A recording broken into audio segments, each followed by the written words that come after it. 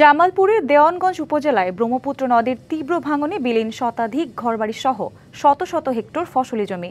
হুমকিতে শতাধিক বসতবাড়ি, শিক্ষা প্রতিষ্ঠান, মসজিদ, ফসলি জমি সহ অন্যান্য স্থাপনা। ভাঙন রোধে দ্রুত পদক্ষেপ নেওয়ার পাশাপাশি স্থায়ী বাঁধ নির্মাণের দাবিতে মানববন্ধন করেছে ক্ষতিগ্রস্তরা। এভাবেই ভাঙছে নদের পার, বিলীন হচ্ছে ঘরবাড়ি, ফসলি জমি, স্থাপনা। এটি জামালপুরের দেওয়ানগঞ্জ উপজেলার বাহাদুরাবাদ ইউনিয়নের চিত্র। গেল 2 মাস ধরে ব্রহ্মপুত্র আগ্রাসনে ভাঙনের কবলে পড়েছে বাহাদুরাবাদ ইউনিয়নের পোল্লাকান্দি, মধ্যপাড়া, সর্দারপাড়া, বালুরচর, ভাটিপাড়া, ফারাজিপাড়া সহ কয়েকটি এলাকায় প্রায় 3 কিলোমিটার তীর। বিলীন হয়েছে শতাধিক বসতবাড়ি ও কয়েকশো হেক্টর ফসলি জমি।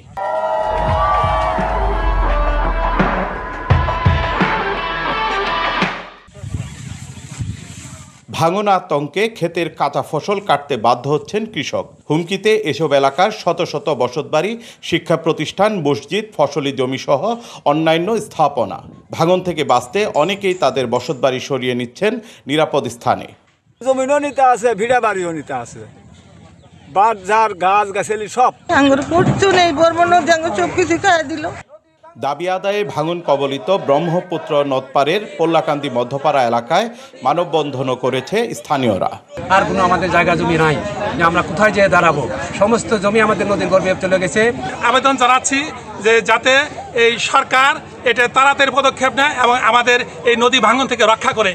এ অবস্থায় জামালপুর পানি উন্নয়ন বোর্ডের নির্বাহী প্রকৌশলী বলছেন, স্থায়ী বাঁধ নির্মাণের জন্য সমীক্ষা চলমান না থাকলেও বাজেট পেলে তাৎক্ষণিক ব্যবস্থা নেওয়া হবে।